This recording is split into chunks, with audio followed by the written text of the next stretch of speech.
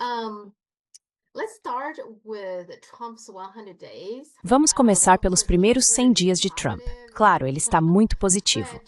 Mas, para ser honesto, eu diria que não foram 100 dias tão bons assim, porque seus números mais recentes nas pesquisas são bem ruins e o PIB do primeiro trimestre está negativo em 0,3%. Agora, se você ouvir o Peter Navarro, ele disse o seguinte: esse é o melhor resultado negativo que já vi na vida, e os mercados precisam olhar além da superfície disso. Quando você desconta os estoques e os efeitos negativos do aumento das importações por causa das tarifas, você tem um crescimento de 3%. Então, mesmo nessa declaração muito positiva, ele admitiu os efeitos negativos das tarifas.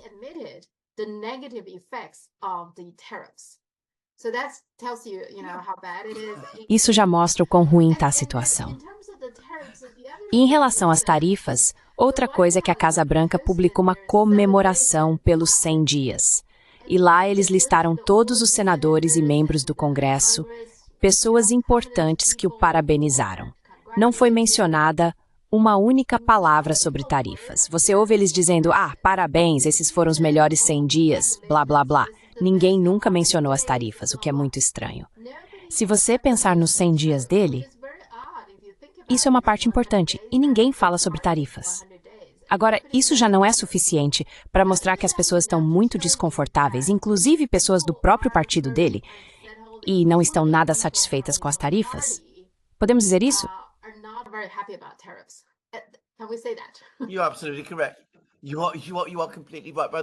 Você está absolutamente correto. Você está completamente certo. Aliás, o que você disse sobre o comentário absolutamente insano do Peter Navarro está absolutamente certo. Na verdade, posso dizer que você tem habilidades forenses muito avançadas. É o tipo de coisa em que advogados são bons. Perceber que o que está sendo dito é, na verdade, um absurdo. E bem, se algum dia você quis ser advogado, obviamente tem as qualidades para isso, porque você está absolutamente correto. Encontrar algo positivo no fato de que todo mundo entrou em pânico e correu para comprar produtos às pressas porque estavam preocupados com o que aconteceria quando as tarifas fossem implementadas, e enxergar isso como algo positivo é grotesco. É ridículo.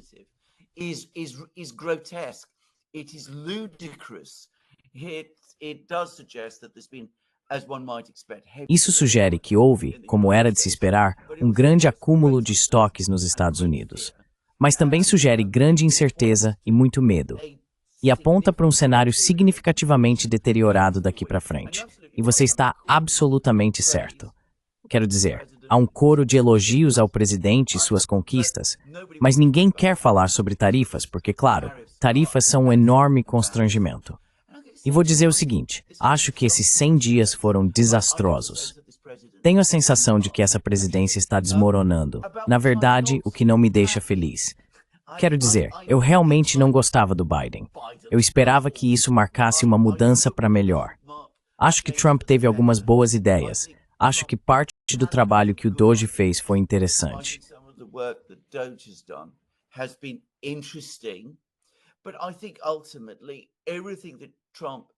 Mas eu acho que, no fim das contas, tudo que Trump tentou fazer está dando errado, porque ele abordou tudo da maneira completamente errada. E você pode ver qual é o fio condutor, o que mostra por que ele está errando. Em vez de adotar uma abordagem colaborativa para resolver problemas, ir à China, encontrar-se com Xi Jinping e dizer, olha, temos esse desequilíbrio comercial, isso está criando grandes problemas para mim politicamente no meio-oeste. Precisamos começar a reconstruir nossas indústrias. Vamos ver se conseguimos encontrar um caminho. Eles tentaram fazer algo assim. Ou sabe, se você quiser tentar caminhar em direção a tarifas, já discuti como isso poderia ser feito. Mas ainda assim, falar sobre tomada de decisão. Em vez de enviar seu enviado a Moscou para discutir, olha, entendemos que seu exército está avançando na Ucrânia todos os dias.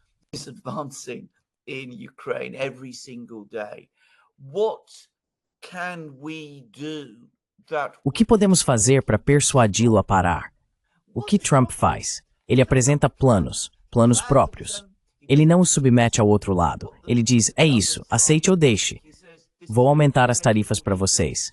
Primeiro para 10%, depois 20%, depois 54%. depois 125%, depois 145% e depois 245% em alguns produtos.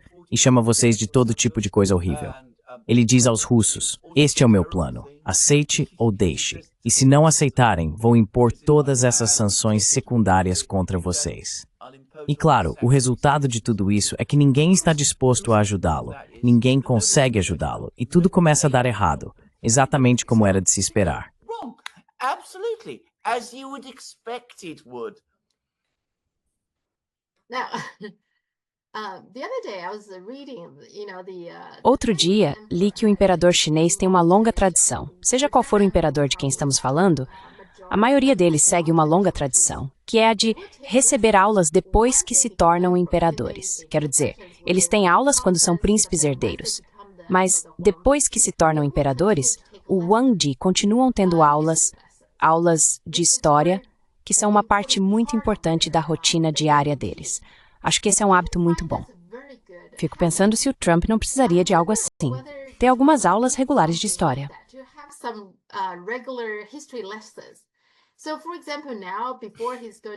Então, por exemplo, agora, antes de ele tomar uma grande decisão de política sobre tarifas, que é algo importante, certo? Essa política de tarifas é realmente um grande assunto. Antes de tomar uma decisão assim, ele deveria conversar com alguns historiadores sobre tarifas na história dos Estados Unidos e ao redor do mundo, sabe, ao longo da história da humanidade. O que as tarifas fazem e quais são os prós e contras? Você acha que ele precisa de algumas lições de história e de alguém com quem possa discutir essas questões antes de tomar uma decisão, para aprender com o exemplo do imperador chinês?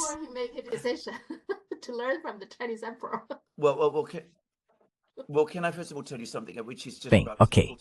Primeiro posso te dizer uma coisa. Já que você mencionou o fato de que o Wangdi costumava ter aulas de história, o que vou dizer não é controverso. Não existe nação no mundo que tenha uma narrativa histórica melhor do que a China. Quero dizer, os registros chineses são excepcionais. Você tem as histórias dinásticas que remontam à época da dinastia Qin. Existem registros que vão ainda mais longe. Os anais da primavera e outono, os anais de bambu, todos esses. Nenhum país tem esse senso de história que a China tem. E isso, aliás, influencia tudo o que seus líderes políticos fazem. Everything that its political leaders do. And that sense of history gives China. E esse senso de história dá à China aquele senso de diplomacia de Estado que ela possui. Obviamente, há muitos outros fatores também, mas o simples fato de os chineses terem esse senso histórico explica muito sobre como eles conduzem sua política externa, sua diplomacia e muitas das outras coisas que fazem internamente também. E porque você sabe, eles são bem informados e criteriosos da maneira que são.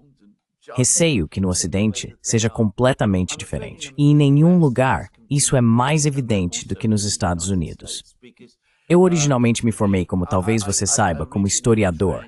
Quero dizer, essa é minha primeira e maior paixão. Mas a história nunca foi levada muito a sério em nenhum lugar do Ocidente.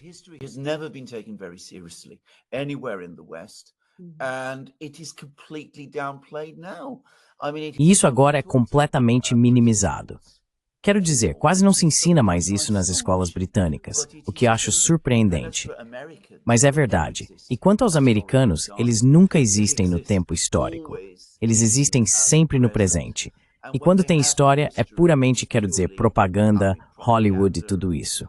Então hoje você teve esse comentário absolutamente idiota do Trump no Truth Social, dizendo que os Estados Unidos venceram a Segunda Guerra Mundial sozinhos, que desempenharam de longe o papel mais importante e que ninguém mais teve qualquer papel significativo nisso.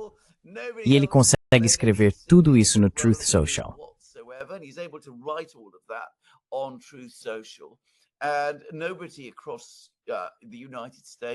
E ninguém na classe política dos Estados Unidos ou na classe política da Europa diz que isso é completamente ridículo. Do que está falando?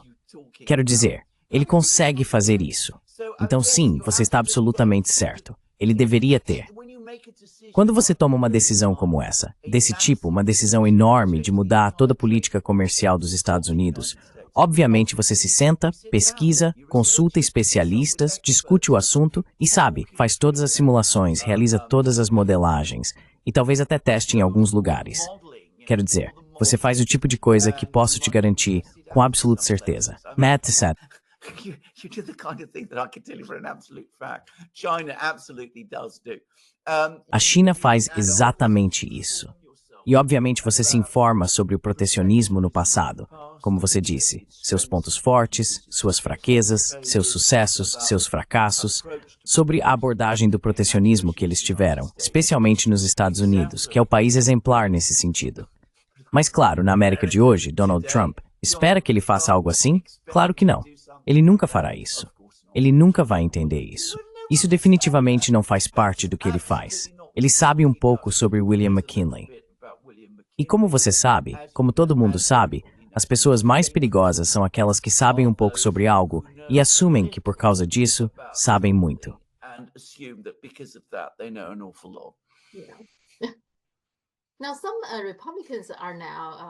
Agora, alguns republicanos estão muito preocupados com as eleições de meio de mandato, mesmo que ainda estejam longe de acontecer. Mas há pessoas que veem seus próprios números nas pesquisas muito próximos do limite e têm medo de que, quando chegarmos às eleições, os efeitos negativos das tarifas se tornem realidade. Um sinal disso é que Rand Paul, mesmo estando seguro como libertário, simplesmente não gosta desse tipo de coisa por princípio. Então ele propôs uma lei, mas ela foi rejeitada. Curiosamente, o placar foi 49-49. Basicamente, o que ele estava tentando fazer era revogar essa declaração de emergência.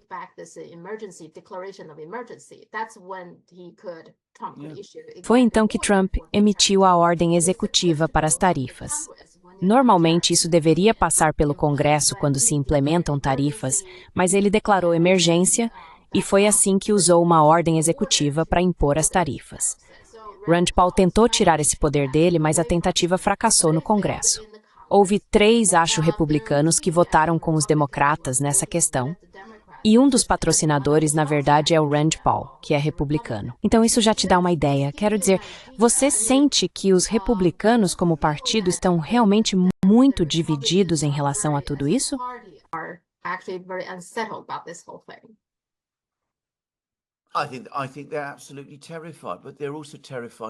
Acho que eles estão absolutamente apavorados, mas também estão apavorados com Donald Trump. Esse é o problema. A questão é que o Partido Republicano, a maioria deles, a ala establishment do partido, não gostava de Donald Trump quando ele foi eleito pela primeira vez. E fizeram tudo o que podiam para derrubá-lo. E para seu espanto e desgosto, ele voltou e venceu a eleição. Seus opositores, dentro do Partido Republicano, foram marginalizados e derrotados, pessoas como Mitch McConnell. E então, todo republicano pensa consigo mesmo, olha, eu vejo que isso está nos levando a um desastre absoluto. Mas se rompermos com Donald Trump agora, ele ainda tem um enorme apoio por trás dele. Ele também é um líder político que nunca esquece e é vingativo.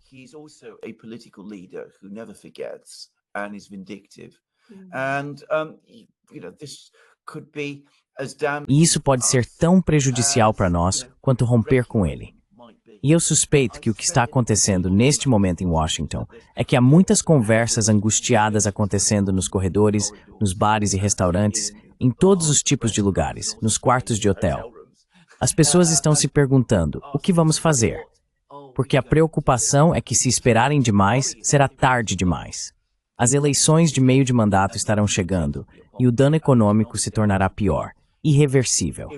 Mas o que eles também temem é que se agirem cedo demais, isso terá um efeito político desastroso para eles. Trump vai isolá-los e dizer, vejam, vocês são traidores da causa. E eles serão humilhados e coisas do tipo.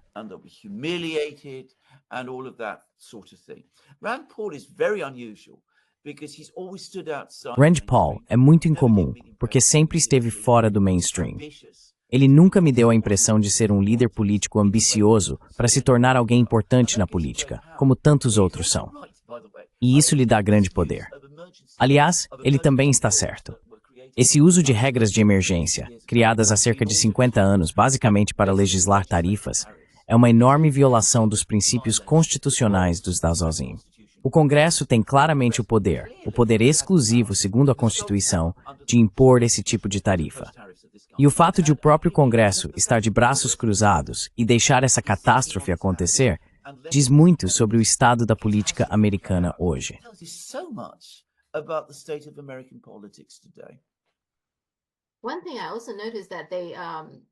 Uma coisa que também percebi é que, no geral, acho que ambos os partidos prestam muito mais atenção às grandes empresas. Conheço alguns donos de pequenas e médias empresas e nos últimos dias, por coincidência, conversei com alguns deles. Todos estavam preocupados, eles realmente estão. E ninguém parece se importar com eles. Houve uma reportagem, por exemplo, de que Walmart, Target e Home Depot tiveram uma reunião com Trump na Casa Branca. Depois disso, foi noticiado na China que todas essas empresas entraram em contato com seus fornecedores na China e disseram para retomarem a produção e o envio de mercadorias para os Estados Unidos. Eles disseram, deixem as tarifas conosco.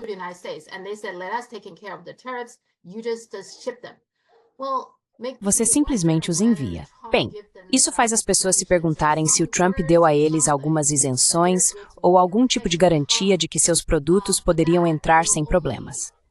Mas isso só pune as empresas de médio e pequeno porte, porque elas não têm acesso ao Trump. Exato. E mesmo se você olhar para as reportagens da mídia, elas dizem coisas como a UPS está cortando 20 mil empregos por causa das tarifas. É ruim. Ao mesmo tempo, a maioria dos empregos, 2/3 dos empregos nos Estados Unidos, são criados por pequenas e médias empresas. E ninguém está nem falando sobre o fato de que essas empresas estão sofrendo agora. Quero dizer, é sério quando converso com eles. Você não acha?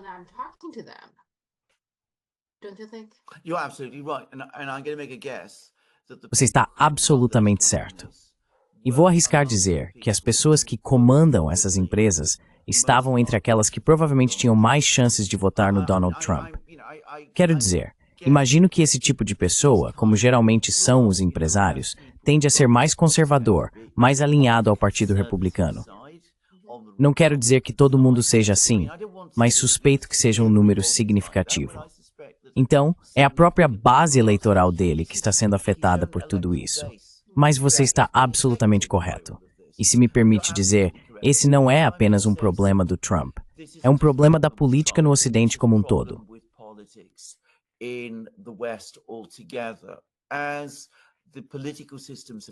À medida que os sistemas políticos atrofiaram, à medida que os partidos políticos em todo o Ocidente deixaram de funcionar como partidos políticos, os contatos, o sistema de transmissão que costumava existir, pelo qual as preocupações da base eram passadas pelo sistema até chegar às pessoas nos níveis mais altos, não existe mais. Agora, não sei o suficiente sobre a China, então aqui posso estar completamente errado, mas sei como funcionava na União Soviética, que era assim, se havia problemas na União Soviética, as pessoas costumavam ir ao comitê local do partido e dizer, temos problemas, esses problemas, e isso era encaminhado para cima. E claro, o que acabou acontecendo foi que como o sistema atrofiou no topo, as pessoas deixaram de ouvir.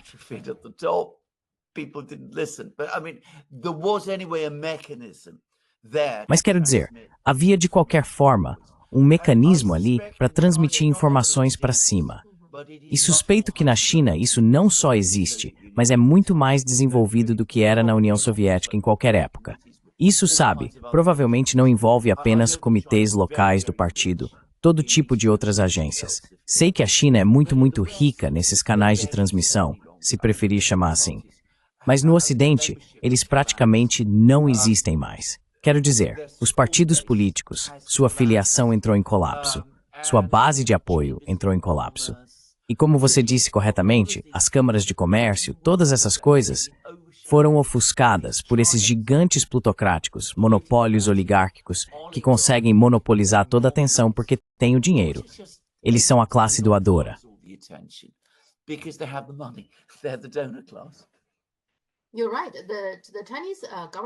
Você está certo. O governo chinês presta muita atenção às pessoas em todos os níveis. Pequenos negócios, com certeza. Eles realmente fazem pesquisas o tempo todo. E têm grupos focais. Eles têm discussões com grupos focais constantemente. E então, para os indivíduos, para os cidadãos, cada cidade tem suas próprias linhas diretas e você pode ligar a qualquer momento e simplesmente relatar, por exemplo, olha, aqui tem uma rua que precisa de reparo, coisas assim. E esses realmente são feitos. Stuff like that. And they do get repaired. É que simplesmente não existe nada assim em lugar nenhum da Europa, devo dizer. Quero dizer, a ideia de uma linha direta, cidades operando linhas diretas. Então, se você tem um problema, pode ligar para a linha direta e pedir para consertarem algo. Diga isso para as pessoas no Reino Unido. Elas ficariam simplesmente surpresas. Mas enfim, continue. Eu te interrompi. Bem, foi isso que meus pais me disseram. Eles disseram, sabe, que se houver alguns lugares que eles não, tenho certeza de que é verdade. Yeah, so Sim, então, quero dizer, você vê os resultados. Eu sei, absolutamente. Tenho absoluta certeza de que isso é verdade. Não tenho dúvida de que isso está absolutamente certo. Mas sabe, não é assim que o Ocidente funciona hoje em dia. A ideia de ligar para linhas diretas, quero dizer, o Serviço Nacional de Saúde na Grã-Bretanha, tem uma linha direta, para a qual eu tenho que ligar de vez em quando, sempre que há um problema com meus filhos, e eu espero cerca de um dia para receber uma resposta. Não estou exagerando. E a resposta invariavelmente é: vá ao hospital local e fique na fila por mais 5 horas com seu filho. É assim que as linhas diretas, não só na Grã-Bretanha, aliás, mas certamente em toda a Europa, realmente funcionam. Então, quero dizer, isso é uma coisa completamente diferente. Mas voltando ao seu ponto principal, é absolutamente verdade. Temos uma situação, certamente nos Estados Unidos e definitivamente na Europa, em que agora são os privilegiados de dentro que têm acesso ao governo. E eles invariavelmente vêm das grandes indústrias, dos grandes negócios. E os de fora não têm acesso algum.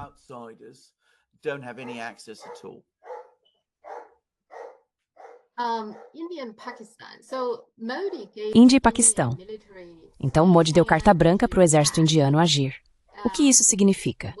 E então o Paquistão também afirmou que tem informações confiáveis de que a Índia vai atacar em até 36 horas. Isso foi há cerca de um dia, o Paquistão teria dito isso. Qual é a sua opinião sobre isso?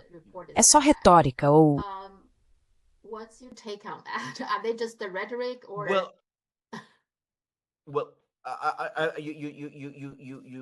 Bem, você antecipou o que eu ia dizer. Espero que isso seja apenas retórica, porque dizer aos seus militares, em uma confrontação com outra potência, que é uma potência nuclear, que eles têm carta branca para fazer o que quiserem, acho isso incrivelmente imprudente. Quero dizer, isso exige absolutamente liderança política. E o que deveria acontecer é que Modi deveria estar em contato com seus equivalentes em Islamabad. Ele deveria ligar para o primeiro-ministro e o presidente do Paquistão. Na verdade, deveria até haver uma reunião entre eles, para ver se toda essa situação pode ser controlada. Mas ainda estamos, eu acho, muito no estágio da retórica. E o perigo é que a retórica possa sair do controle, com consequências terríveis que espero que não vejamos.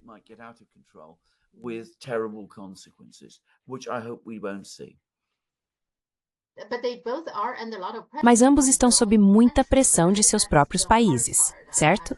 Essa é a parte difícil, eu acho, na maioria das vezes. Mesmo que talvez nenhum dos dois realmente queira entrar numa guerra de verdade, eles estão sob uma pressão tremenda, não é?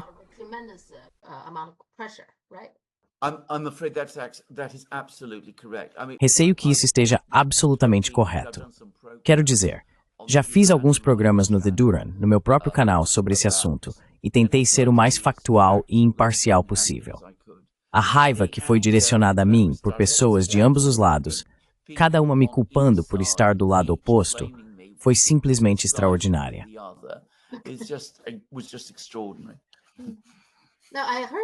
Agora, ouvi dizer que até houve algumas brigas entre indianos e paquistaneses na Grã-Bretanha, sabe? Entre as pessoas que vivem lá. Ah, é. Certo. Então tá bom. Receio que isso seja absolutamente verdade. Quero dizer, temos uma grande comunidade indiana e uma comunidade paquistanesa ainda maior. E elas são distintas uma da outra, infelizmente. Tendem a apoiar políticas diferentes e não são amigáveis entre si. Essas coisas acabam explodindo. BRICS foreign minister, they had a meeting in Brazil. Os ministros das relações exteriores dos BRICS tiveram uma reunião no Brasil, mas não conseguiram emitir uma declaração conjunta. Parece que há um desacordo sobre a linguagem relacionada à reforma do Conselho de Segurança da ONU. Aparentemente, Brasil, Índia e África do Sul têm ambições antigas de ingressar no Conselho de Segurança. Mas quando chegou a hora de incluir isso na declaração conjunta, Egito e Etiópia foram fortemente contra. Eles não acham que os BRICS sejam o fórum adequado para pressionar por algo assim. O que você acha disso? What's your take on that? I agree with Egypt and Ethiopia. Concordo com o Egito e a Etiópia. Quero dizer, na minha opinião, o que o BRICS precisa focar é no comércio e no desenvolvimento do sistema comercial, que é o que está em pauta no momento. Essa é a prioridade. A reforma do Conselho de Segurança pode esperar. E o motivo pelo qual digo isso é porque não pode haver reforma do Conselho de Segurança de qualquer forma, a menos que as potências ocidentais basicamente aliviem sua oposição a isso. As potências ocidentais são totalmente contrárias à reforma do Conselho de Segurança porque tem uma superioridade consolidada no Conselho, que é um resquício da Segunda Guerra Mundial. Quero dizer, é absurdo que Grã-Bretanha e França sejam membros permanentes do Conselho de Segurança e um país como a Índia ou o Brasil não seja. Tenho muita simpatia pela posição deles, mas entrar em debates sobre esse assunto é inútil até que o Ocidente mude sua postura.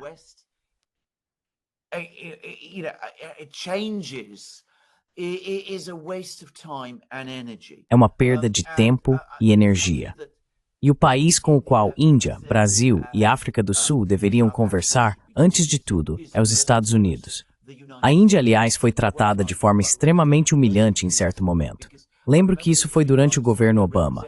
Era a vez da Índia ter seu embaixador no Conselho de Segurança como membro não permanente.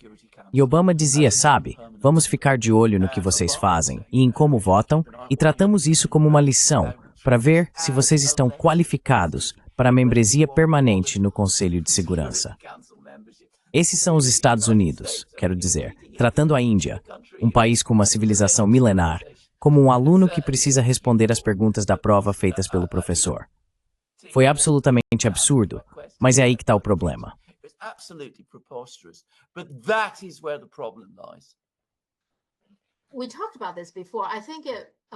Já conversamos sobre isso antes. Acho que tanto a França quanto o Reino Unido não vão abrir mão de seus assentos lá. Absolutamente não. Enquanto isso, também acho que, por exemplo, parte do motivo pelo qual Egito e Etiópia se opõem é que a África do Sul, pelo que entendi, parte do pressuposto de que deveria entrar no Conselho de Segurança da ONU para representar a África. Não tenho certeza se Egito e Etiópia concordam que a África do Sul deveria ser o país a representar a África. O mesmo acontece com o Brasil. Agora, o Brasil parte do princípio de que, por ser o maior país da América do Sul, deveria ser o representante. Mas o Brasil é o único país que fala português. O resto da América do Sul fala espanhol. Não tenho certeza se os outros países concordariam. Só o Brasil, você pode nos representar. Acho que é provavelmente mais complicado do que apenas as potências ocidentais não quererem abrir mão de seus assentos. Por esse motivo, como conversamos, provavelmente é melhor deixar como está. Você não acha?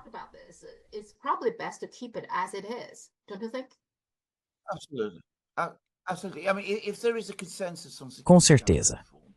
Quero dizer, se houver um consenso sobre a reforma do Conselho de Segurança, então podemos avançar com isso e começar a analisar todas essas questões. No momento, não existe esse consenso. Não é só que britânicos e franceses nunca abrirão mão de seus direitos de serem membros permanentes. Eles não querem membros adicionais de forma alguma. Porque se houver membros adicionais, a posição do Reino Unido e da França no mundo será diluída e eles deixarão de ser considerados países importantes. E no que diz respeito ao Ocidente, o Ocidente perderá sua maioria automática no Conselho de Segurança.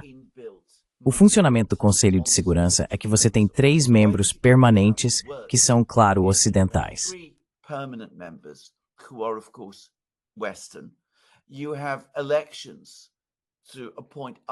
Você tem eleições para nomear outros representantes de outras regiões. A Europa é uma delas. Então você sempre consegue. Na verdade, acho que você consegue mais 2 estados europeus.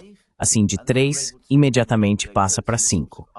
E então você consegue manipular votos em vários outros lugares e acaba conseguindo quase sempre uma maioria pró-Ocidente no Conselho de Segurança. Isso pode não refletir a configuração da Assembleia Geral, mas é assim que o Conselho de Segurança funciona. Se você começar a introduzir novos membros, como Índia, Brasil, África do Sul ou outros, então eles não terão mais essa maioria incorporada. É aí que surge a oposição do Ocidente.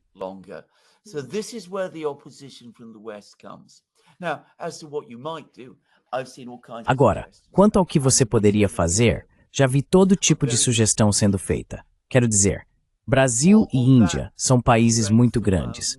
Só por esse motivo, talvez devessem ser membros do Conselho de Segurança. Mas você poderia ter organizações como a União Africana, a ASEAN, a Liga Árabe, talvez, e a Organização dos Estados Americanos ou algo assim. Talvez elas devessem ter assento. Mas sabe, essas não são questões para discutir agora. Primeiro de tudo, é preciso concordar em reformar o Conselho de Segurança. E estamos longe desse ponto. Ter essas discussões agora é uma completa perda de tempo. Tudo que isso faz, como você disse corretamente, é criar divisões e discordâncias sobre algo que é puramente hipotético. Concordo com você. I agree, yeah. Anyway, it's a little bit surprising because it's De qualquer forma, é um pouco surpreendente porque a reunião está acontecendo no Brasil. Você pensaria que eles gostariam de ver uma reunião bem-sucedida, certo? Então, não conseguir emitir uma declaração conjunta não é muito bem-sucedido. E mesmo assim, o Brasil foi quem aparentemente enviou uma carta ainda mais forte ao Egito sobre isso, e o Egito disse que não iria concordar com esse tipo de linguagem, algo assim. Acho um pouco surpreendente. something like that. It's a little bit surprising, I think. Não, isso não me surpreende. Quero dizer, acho que esse é muito o perfil do presidente Lula, que tem uma opinião muito elevada de si mesmo. Não sou hostil a ele, acho que ele fez muitas coisas boas, e talvez tenha sido o presidente mais bem-sucedido do Brasil que, bem, pelo menos de que eu me lembro. Mas ele tem defeitos, digamos assim, como diplomata.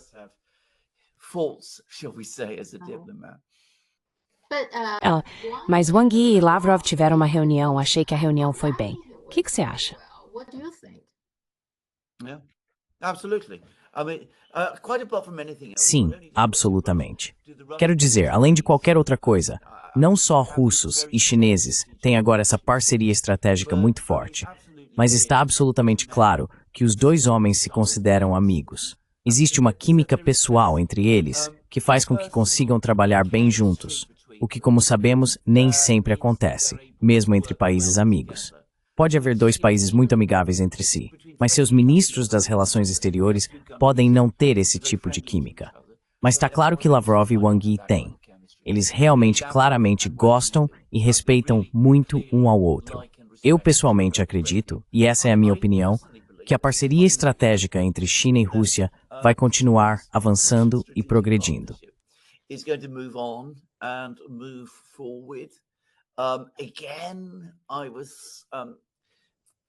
Mais uma vez, tive uma conversa muito difícil com um britânico que disse, bem, você não entende que tudo o que está acontecendo é que a China está tomando conta da Rússia e a Rússia está se tornando parte da grande China. O que sempre digo para essas pessoas é, antes de tudo, que isso não é verdade. Mas se isso realmente estivesse acontecendo, se fosse mesmo isso que estivesse acontecendo, bem, os chineses estão fazendo isso de uma forma extremamente inteligente e que não fere o respeito próprio e a dignidade dos russos, enquanto o que vocês realmente querem é tomar conta da Rússia. E quem está realmente tentando transformar a Rússia em um estado vassalo e satélite são vocês mesmos.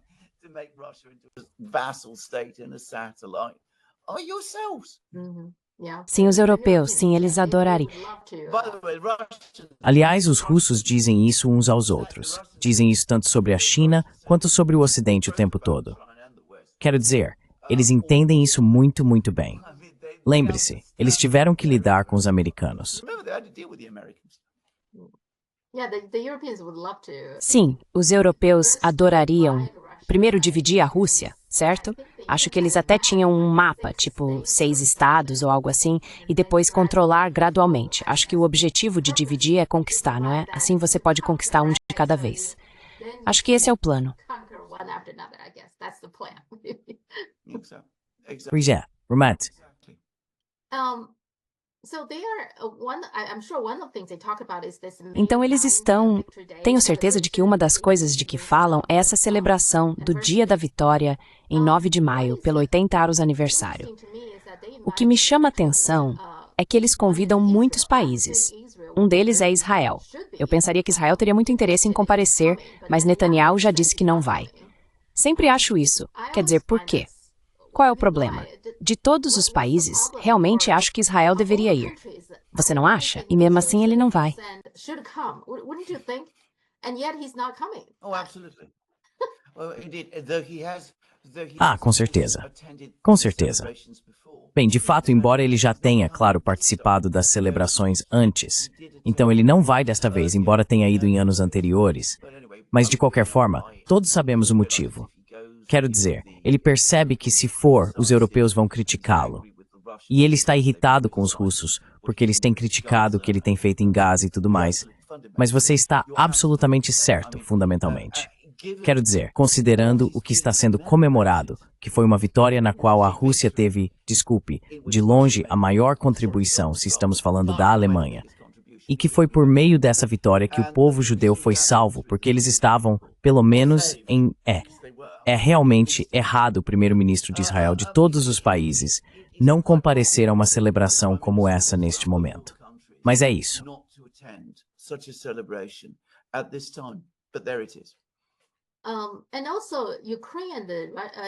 E também, a Ucrânia e os Estados Unidos assinaram um novo acordo.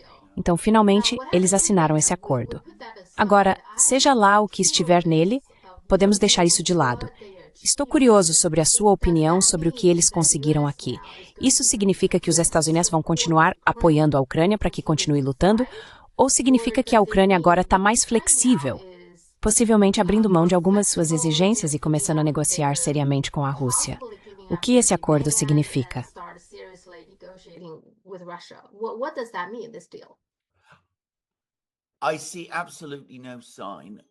Não vejo absolutamente nenhum sinal de que a Ucrânia esteja desistindo, sabe? Reduzindo sua posição ou mostrando qualquer indício de estar preparada para negociar com a Rússia. Quero dizer, eles realmente aprovaram uma lei proibindo a si mesmos de fazer isso e não demonstram nenhuma disposição. Eles não consideram nenhuma sugestão de deixar essa lei de lado. Então, não vejo nenhum sinal de que a Ucrânia esteja preparada para recuar de sua posição ou entrar em negociações diretas com a Rússia. Os russos já propuseram isso muitas e muitas vezes. Agora, a forma como tudo isso começou foi que Zelensky primeiro propôs essa ideia a Trump lá em agosto ou setembro para conseguir a continuidade da ajuda ocidental americana.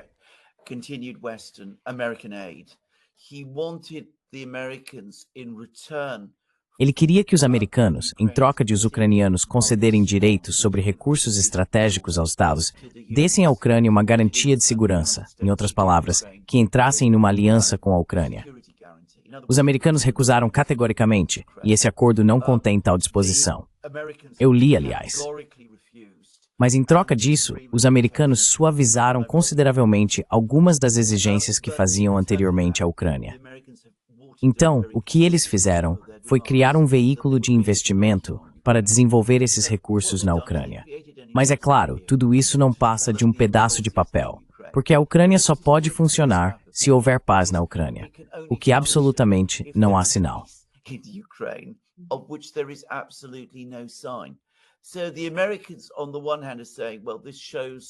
Então, por um lado, os americanos estão dizendo que isso mostra aos russos que eles têm participação no jogo, que estão lá, que estão envolvidos. Se isso significa a continuação do fornecimento de armas dos Estados Unidos para a Ucrânia neste momento, é totalmente incerto. Os Estados Unidos continuam fornecendo armas para a Ucrânia atualmente, mas as autorizações existentes aparentemente expiram em cerca de 6 meses. Se nesse momento Trump estará disposto a voltar ao Congresso para buscar mais financiamento ou exercer sua própria autoridade de retirada. Duvido que nem mesmo ele saiba neste momento. Não parece que ele esteja muito interessado em fazer isso. Mas talvez isso possa acontecer. Aliás, acho que este é um acordo muito ruim, tanto para os americanos quanto para os ucranianos, como sempre são os acordos impraticáveis. And for the Ukrainians, as unworkable agreements always are. What's the whole point of having this agreement? I mean, Qual é o objetivo de ter esse acordo? Quero dizer, o que eles realmente... Não está claro para mim por que Trump está tão ansioso para conseguir esse acordo e por que Zelensky acha que isso é uma boa ideia. Simplesmente abrir mão dos seus direitos minerais e disso e daquilo por tanto tempo e dar tudo para os Estados Unidos sem receber nenhuma garantia em troca. Eu realmente não entendo. Qual é o objetivo disso tudo? I don't quite get it. What's the whole point? Right. I think you've actually put your Certo. point right, because Acho que você realmente acertou, porque nenhum dos lados conseguiu o que queria. Os ucranianos não conseguiram a garantia de segurança. Os americanos não conseguiram fazer seu ataque relâmpago para tomar os recursos ucranianos. Então, nenhum dos dois realmente gosta do acordo que tem. Mas se não houvesse acordo algum, isso sinalizaria que todo o relacionamento entre os Estados Unidos e a Ucrânia teria se rompido completamente, porque se falou muito sobre isso. E acho que nem os americanos, nem os ucranianos estavam dispostos a aceitar isso. Por esse motivo, eles remendaram alguma coisa, que é o que temos agora. patched up something together, which is what we now have. But use that Mas use isso como uma forma de mostrar ao mundo que eles ainda são bons amigos. friends and That they're and still, having okay. that they're still Que eles ainda são bons amigos. Exatamente, que eles ainda são bons amigos. Mas como eu disse, isso não satisfaz os objetivos centrais de nenhum dos lados. Quero dizer, é inútil. No fim das contas, é tudo uma questão de manter as aparências. Mas é isso. ultimately, but there it is. Well, Zelensky está ameaçando abertamente este dia da vitória com um ataque terrorista. Você acha que ele está falando sério ou foi encorajado por alguma coisa? You can never. Well, who knows? I mean, I would say something Bem, about quem sabe? Quero dizer, eu diria algo sobre o Zelensky. Ele faz muitas ameaças em vários momentos. É difícil ignorar isso, porque, quero dizer, ele às vezes realmente cumpre essas ameaças, mas ele faz ameaças o tempo todo. Acho que fora o pequeno círculo de pessoas como eu, que passam horas todos os dias acompanhando essa guerra, é difícil transmitir o quão extraordinário é o Zelensky, ou o quanto ele se tornou desinibido. Quero dizer, como você provavelmente sabe, cerca de uma semana atrás, um general russo foi morto por uma bomba na Rússia. E o Zelensky, depois, teve uma reunião com seus chefes de inteligência na qual eles admitiram abertamente que foram eles que fizeram isso. E eles estavam se vangloriando disso, de uma forma que, sinceramente, achei desagradável. Frankly, I found ugly. But he does this. I'm afraid you. Mas você sabe, ele faz isso. Receio que você não possa assumir que ele não fará. Ele é o tipo de indivíduo que faz ameaças, e às vezes ele cumpre essas ameaças. Acho que seria um ato de insanidade fazer isso, no sentido de que veja quem vai estar lá. Quero dizer, Xi Jinping vai estar lá, Lula vai estar lá. Todas essas pessoas vão estar lá. Um ataque terrorista nesse desfile, nesse momento, só vai fazer com que todos esses países fiquem completamente contra a Ucrânia. Outra coisa é que tenho certeza de que os russos vão tomar todas as precauções de segurança possíveis para evitar isso. Mas receio que Zelensky agora esteja irritado o suficiente e louco o suficiente, e se sinta empoderado o suficiente, porque não importa o que ele faça, por mais desagradável que seja seu comportamento. Unattractively he behaves. He knows the Europeans especially will be there for him. Ele sabe que especialmente os europeus estarão ao lado dele. Quero dizer, veja só para exemplificar, ele aparece no funeral do Papa com roupa de combate. Quem faz isso? Quero dizer, ele não usa terno nem gravata para ir a um funeral. Mas de qualquer forma, ninguém mais comenta sobre isso. Então não é impossível que ele tente alguma coisa. Os russos vão levar isso extremamente a sério agora. E eu não acho que vai ter sucesso, porque acho que a segurança vai estar tão rígida que não será possível que tenha sucesso. Pelo menos não em Moscou. Mas existe uma possibilidade real de que os ucranianos possam tentar outra coisa em outros lugares. Ataques de drones em outras cidades. Ou quem sabe o quê. places, drone attacks on other cities or who knows what. Quero dizer, eu sei que ele provavelmente está só ameaçando, sem nenhum plano real de fazer isso, mas eles ainda estão muito inquietos. Assim como você disse, quem vai estar lá, muitos líderes que vão estar lá e Deus sabe o que pode acontecer. Eu não sei. Quero dizer, a gente pode estar falando de uma possível guerra mundial. Eu não sei.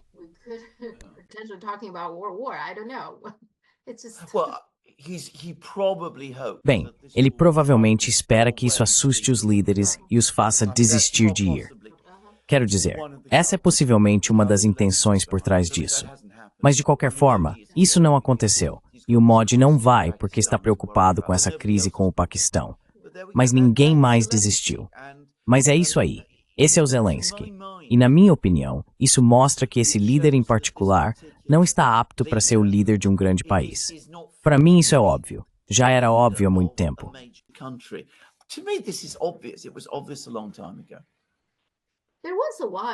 Houve um tempo em que falavam sobre substituí-lo, certo? Que Trump queria uma eleição e Putin também queria que a Ucrânia tivesse uma eleição. Mas não se fala muito sobre isso agora. Então, por enquanto, ele está seguro. O que aconteceu lá?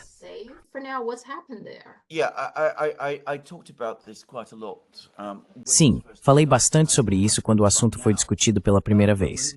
E eu disse que achava que agora remover Zelensky do poder seria muito, muito difícil. Quero dizer, o ponto mais fraco dele foi na primavera do ano passado. Desde então, ele realizou uma purga eficaz do sistema político na Ucrânia. Ou seja, seu principal oponente político, Poroshenko, está sancionado e enfrenta uma sentença de 15 anos. Outros líderes políticos também foram afastados. É muito difícil imaginar que eles consigam montar um desafio político. Além disso, Zelensky conta com o apoio dos serviços de segurança da Ucrânia e de várias milícias. E claro, ele também tem o apoio dos europeus. Então acho que tirá-lo do poder seria extraordinariamente difícil agora. A única forma de isso acontecer seria se o exército russo chegasse à Ucrânia e basicamente o expulsasse. E isso mudaria as coisas. Mas por enquanto, não Twitter for Seaman em Twigpuitelit control.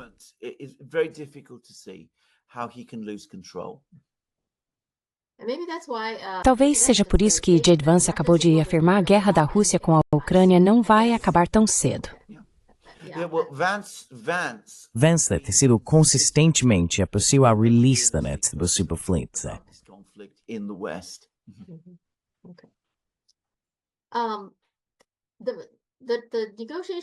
A negociação com o Irã, então agora o Trump está ameaçando impor sanções a países que compram petróleo do Irã. Ainda há negociações em andamento. Quando ele diz isso, significa que a negociação já desmoronou, sem que ninguém admita, mas já desmoronou? É isso mesmo?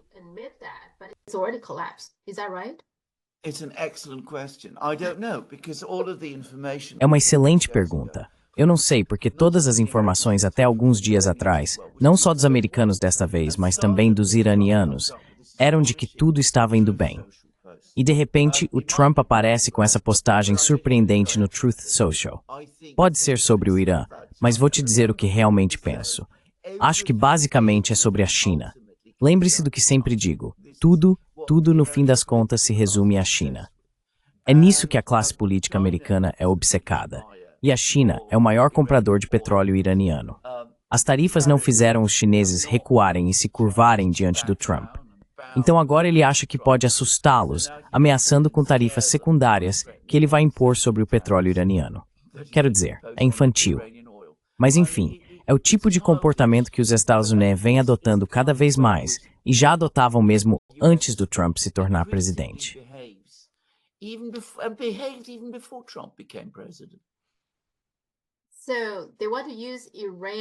Então eles querem usar o Irã como desculpa para punir a China, certo?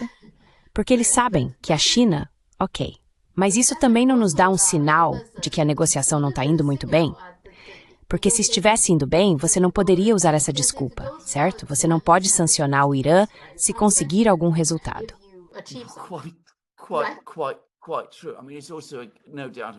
Muito verdade. Quero dizer, também não há dúvida de que é uma forma de pressionar o Irã. Mas os iranianos também não vão ceder a essa pressão.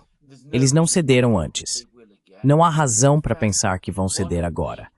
Na verdade, uma das regras de ferro ao negociar com o Irã é que quanto mais pressão você coloca sobre o Irã, mais dura se torna a posição iraniana. Então é completamente contraproducente.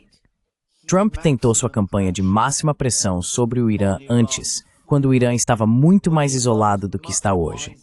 Naquela época, o Irã tinha relações muito ruins com a Arábia Saudita e, claro, ainda não era membro dos BRICS. Quero dizer, se não funcionou naquela época, é muito menos provável que funcione agora. Então por que se quer tentar?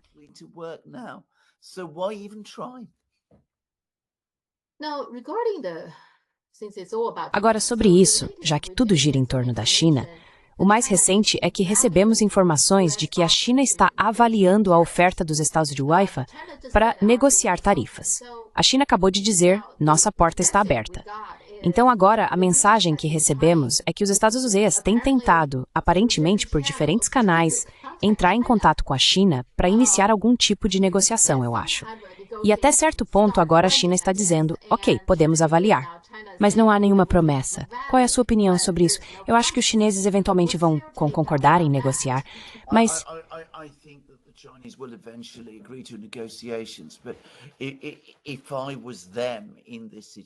Se eu estivesse no lugar deles nessa situação, a partir de uma posição de vantagem, eu deixaria os americanos suarem. E se você quer saber por que acho que recebemos aquele comentário extraordinário, intempestivo e raivoso, que, como eu disse, na superfície era sobre o Irã, mas que acredito ter sido, no fim das contas, direcionado à China, suspeito que esse é em parte o motivo pelo qual Trump está furioso. Porque os chineses não simplesmente dizem rapidamente, ah, olha, estamos com pressa, e negociam com os americanos sempre que os americanos querem. Sabe, os americanos dizem, queremos conversar, e nós imediatamente corremos para conversar. Provavelmente era isso que Trump esperava. Ele está muito irritado e está descontando isso nessa postagem no Truth Social. Mas como eu disse, se eu fosse a China, é isso que eu faria. Eu deixaria os americanos suarem.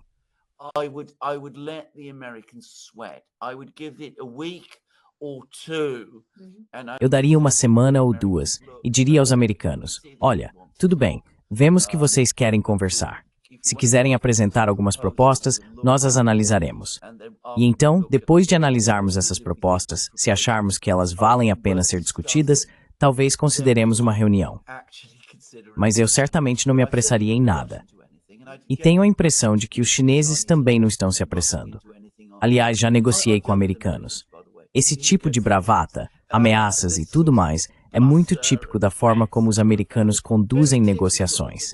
E como eu disse, a melhor tática é manter a calma e ir levando. E acho que é exatamente isso que a China está fazendo.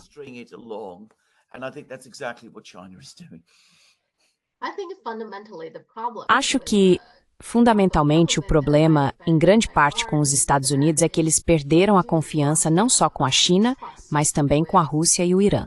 Acho que esse é o problema central. Por exemplo, se eles dizem aos russos, não vamos deixar a Ucrânia entrar na OTAN, que tipo de garantia você tem, certo? Você diz isso agora, mas pode mudar de ideia amanhã ou talvez o próximo governo mude. Por que a Rússia acreditaria em você? É a mesma coisa com, vamos suspender as sanções contra você, Irã, se você fizer isso e aquilo. Novamente, você pode simplesmente voltar atrás e dizer, esqueça, mudamos de ideia. O mesmo acontece com a China, já falamos sobre isso, certo? Houve tantas vezes em que a China realmente cedeu e fez concessões, comprou mais, tentou mostrar que está levando a sério, mas, de novo, ou nenhuma promessa é feita, ou uma promessa é feita e quebrada no dia seguinte, ou algo assim. Acho que, fundamentalmente, quando a confiança é quebrada, é muito difícil avançar.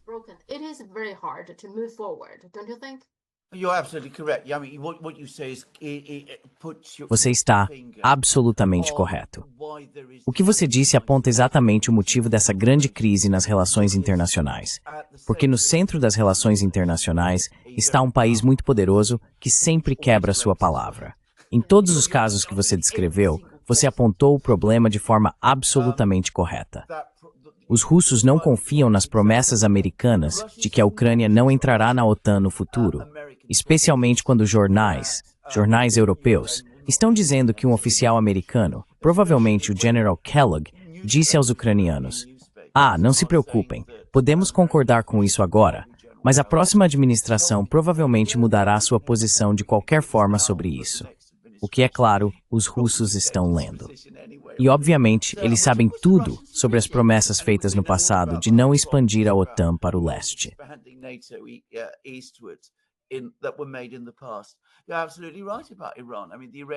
Você está absolutamente certo sobre o Irã. Quero dizer, os iranianos fizeram todo tipo de acordo com os Estados Unidos. Teve o JCPOA, teve a promessa de suspender sanções, nenhuma dessas promessas de fato foi cumprida. E com a China, bem, você conhece a história melhor do que eu, mas até eu sei quantas promessas foram feitas e não cumpridas. E talvez a mais importante, as promessas feitas sobre Taiwan, sobre a redução de entregas de armas e tudo isso para Taiwan, e sobre a política de uma só China, na qual agora está bastante claro que os políticos e líderes americanos não acreditam. Então, o que você vai fazer? Quero dizer, como é possível negociar e chegar a acordos com um país assim? E é incrivelmente difícil e muito, muito bem, praticamente impossível, dado o poder dos Estados Unidos.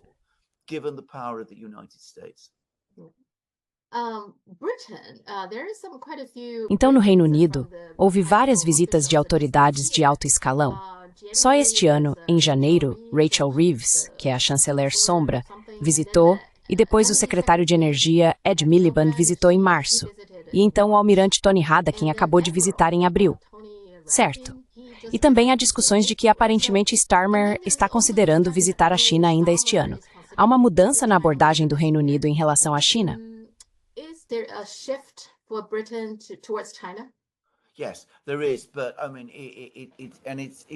Sim, existe.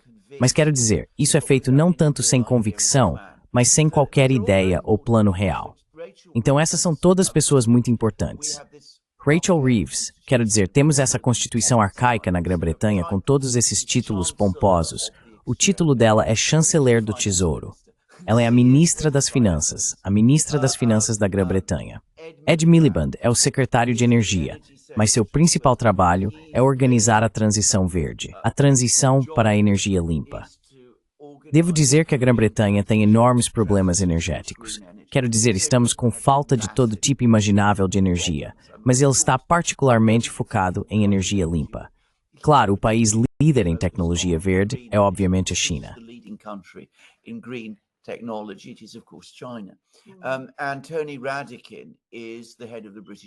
E Tony Radakin é o chefe do exército britânico. Então todas essas pessoas estão indo para Pequim.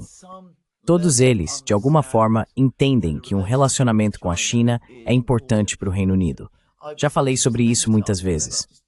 Você se lembra, acabei de comentar sobre isso em vários programas, que o Reino Unido enfrenta uma enorme crise de solvência.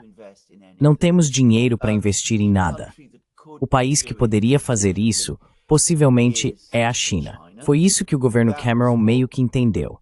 Por isso tivemos aquela chamada Era Dourada, de boas relações entre o Reino Unido e a China. E então, claro, jogamos tudo fora, porque você sabe, íamos ter a Grã-Bretanha global. Íamos nos aliar aos americanos e íamos enviar navios de guerra para a região Ásia-Pacífico.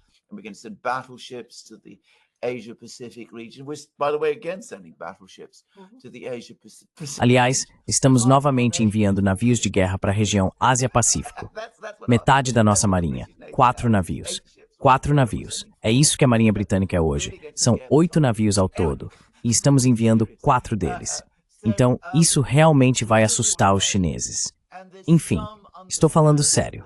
Então, jogamos tudo fora. E algum entendimento de que talvez devêssemos reconsiderar isso e reviver a ideia. Mas ninguém realmente tem um plano de como fazer isso. Ninguém está indo à China e dizendo, olha, essas são as nossas indústrias. Aqui é onde gostaríamos de investimento. Isso é o que esse investimento pode produzir. É assim que você pode lucrar com isso. Ninguém está fazendo isso, porque ninguém mais pensa assim na Grã-Bretanha.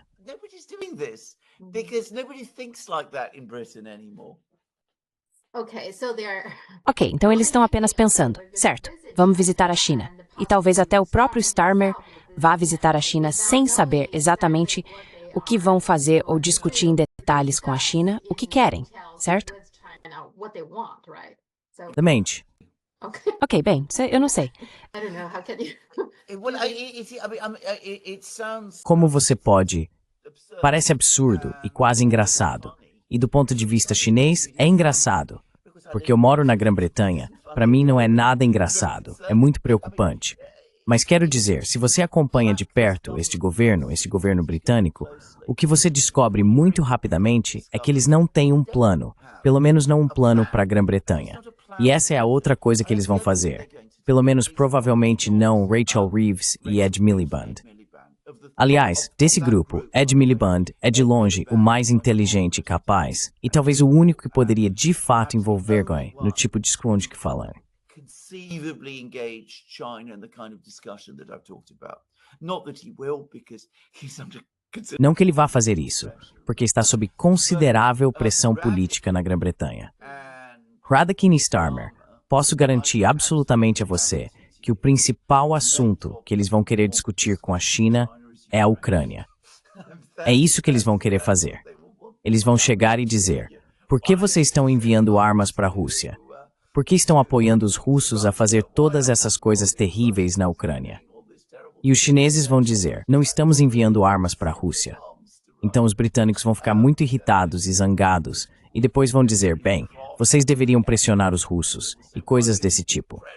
E é mais provável, receio, que seja sobre isso que eles acabarão falando. Starmer nunca para de falar sobre a Ucrânia. Starmer never stops talking about Ukraine. Então, você não acha que existe a possibilidade de o Reino Unido sequer considerar aderir à iniciativa do Cinturão e Rota? Você não acha? You don't think so? I would love to think so. I don't know. I don't believe. Eu adoraria pensar assim. Não sei.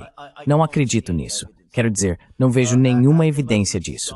No momento, Starmer está focado, nosso primeiro-ministro está focado em conseguir um acordo de livre comércio com os Estados Unidos. Acho que ele sabe que se o Reino Unido aderisse à iniciativa do Cinturão e Rota, isso não aconteceria. Então não acho que ele vá fazer isso.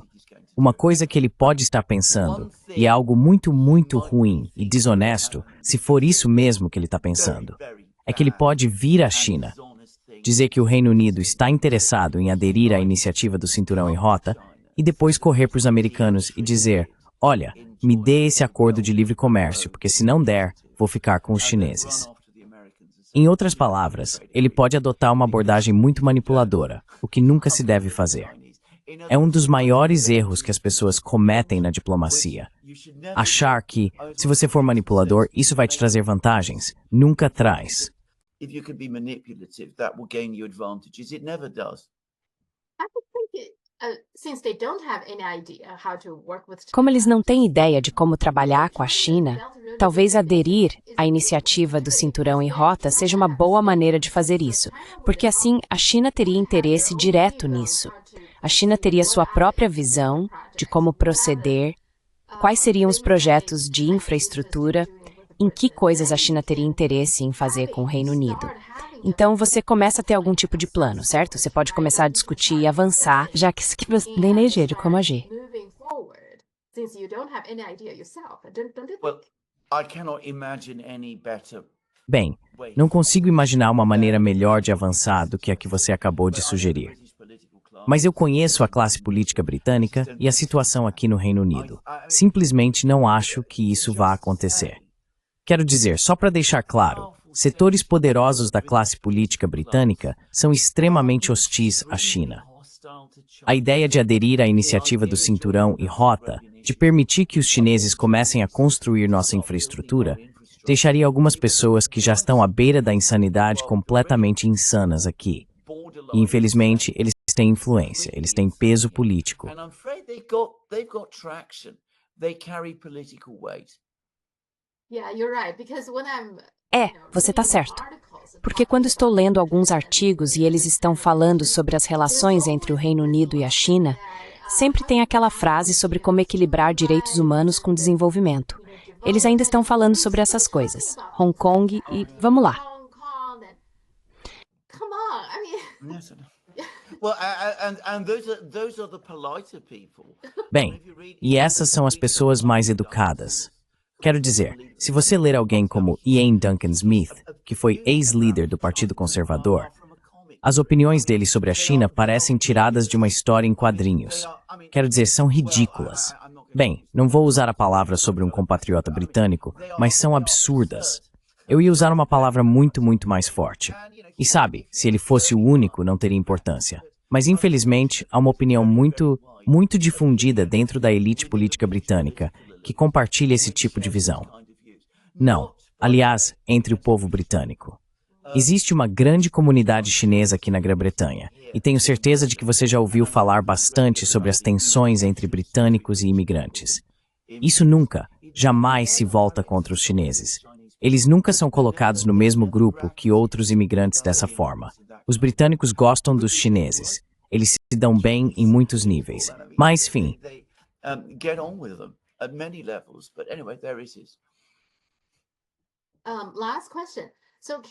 Última pergunta. Então, da última vez que conversamos, dissemos que esperava-se que a economia de mercado vencesse. Agora ela venceu, e os liberais continuam no poder. O que acontece agora com o Canadá? Porque agora parece que o Canadá tem uma relação ruim com os Estados Unidos. Então, o que vem a seguir para o Canadá? Bem, quero dizer, o lógico e óbvio a se fazer é que, dado que o Canadá tem uma relação muito ruim com os Estados Unidos, deveria buscar outros relacionamentos e outras amizades com outros países. A Rússia, que é claro um vizinho, isso sempre é esquecido, mas a Rússia é vizinha do Canadá e tem muitos interesses em comum com o Canadá. E historicamente os dois países tiveram relações cordiais. A China, claro, também, com quem o Canadá já teve excelentes relações. Quero dizer, é isso que o Canadá deveria fazer. Não acho que haja a menor chance de isso acontecer. Simplesmente não acredito nisso. Conheço o Mark Carney muito bem. Quero dizer, ele foi o presidente do Banco da Inglaterra aqui. The governor of the Bank of England here. He was very political governor of the Bank of England. Ele foi um governador do Banco da Inglaterra muito político. E é alguém que compartilha todas as visões convencionais que você espera de pessoas da classe política. Então sim, Trump é muito ruim. Tarifas são muito ruins. A China é ainda pior. A Rússia é pior ainda. E eu não acho que ele seja capaz de transcender isso. E receio, lamento dizer isso, que vamos ter mais do mesmo no Canadá e uma pior ainda maior. Pelo que entendi, as condições no Canadá não estão muito boas e só vão piorar, porque, novamente, não vejo nenhum sinal real de que alguém dentro da classe política canadense seja capaz de reverter a situação ou de pensar de forma diferente.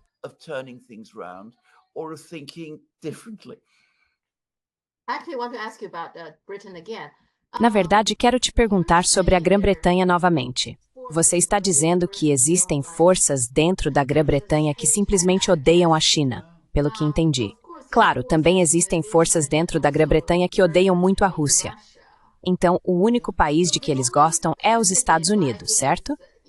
Mas esse acordo de livre comércio, isso já não está em discussão há alguns anos, mesmo na época do Johnson. Que os Estados Unidos acham recentemente.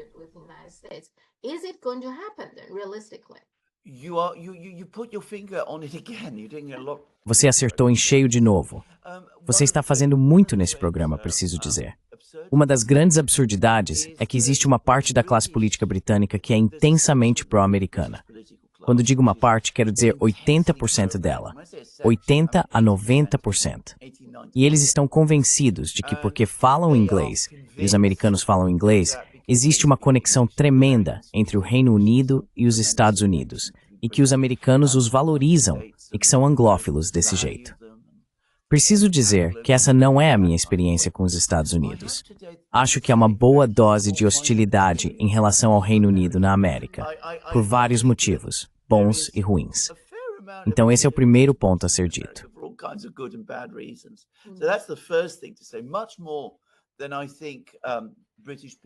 Muito mais do que eu acho que os britânicos percebem. Acho que os Estados Unidos e o Reino Unido são profundamente diferentes um do outro, a um grau que, novamente, a classe política britânica simplesmente não entende. E acho que o sistema político americano e a classe política americana não pensam muito no Reino Unido. A ideia de que Donald Trump tem grande ansiedade em fechar um acordo de livre comércio com o Reino Unido é ridícula. Quero dizer, sabe, o Reino Unido não é tão importante para ele. Ele tem lugares muito mais importantes em mente. A Groenlândia é mais importante para ele do que o Reino Unido. Por step fortress britânico, né? Mas é verdade.